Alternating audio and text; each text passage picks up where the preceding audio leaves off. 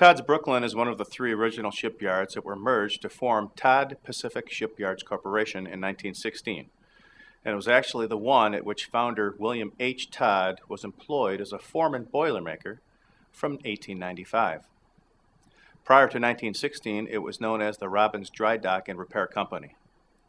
Significantly, Todd and his fellow employees joined forces to buy the company when takeover by a foreign corporation was imminent.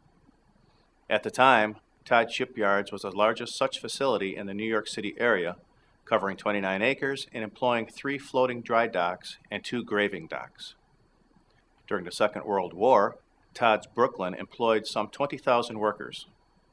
Primarily, the facility performed conversions of civilian vessels to naval purposes and repair on damaged craft. Because of the nature of the national emergency, the Navy actually leased some of its own facilities to the company. These naval properties were purchased by the Todd Corporation in 1965, which operated the facility as New York Shipyards for the next 18 years.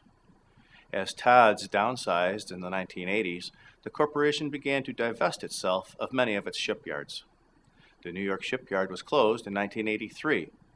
According to a New York City Planning Department environmental impact study document, the land was sold to a company called United States Dredging in 1985. Today, most of the old Todds Brooklyn facilities are gone. A local shipbuilder and marine repair facility called H.W. Ramberg Incorporated is located at 37 Dwight Street and was in operation as of 1999. Most of the Todd Brooklyn division had been torn down by 2006 to make way for an IKEA store. Asbestos. The danger of fire at sea was brought home to the U.S. in September of 1934 when a passenger liner, the SS Morro Castle, caught fire off the coast of New Jersey. The tragedy cost 124 lives, nearly 1/5 of those on board.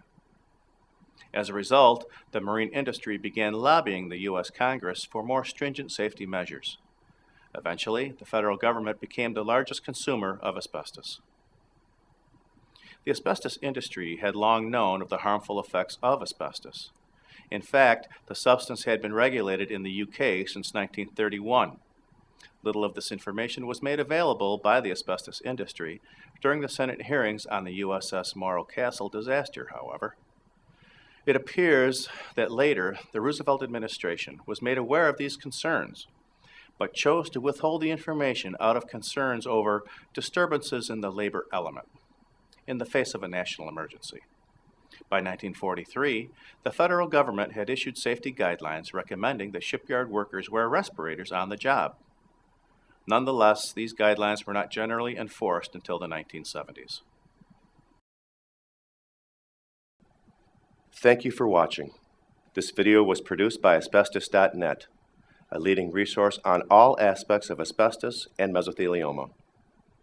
Our priority is to inform victims about the devastating effects of asbestos exposure, mesothelioma, asbestos cancer, asbestosis, and other asbestos-related diseases, and to advise them with a wealth of information.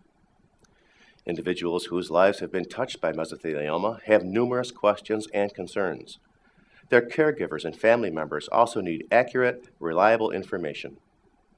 If you or a loved one have been diagnosed with mesothelioma or asbestos cancer and need more information, we invite you to visit and explore the thousands of pages of oncologist-reviewed material on Asbestos.Net, to call our convenient toll-free number shown below and speak with a mesothelioma specialist, or to use the simple contact form found at Asbestos.Net to request a free copy of our informative books, custom inserts, and DVD.